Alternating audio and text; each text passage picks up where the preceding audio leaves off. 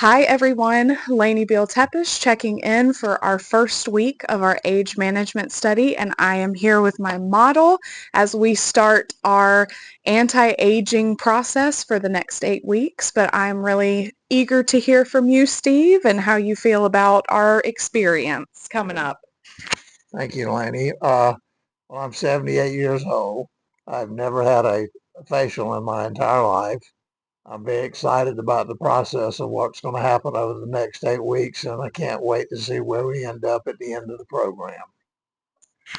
Awesome. So yes, when Steve first came to me, he initially really wanted to focus on decongesting the pores, aiding in some of reduction in fine lines and wrinkles, as well as just kind of refine texture and tone.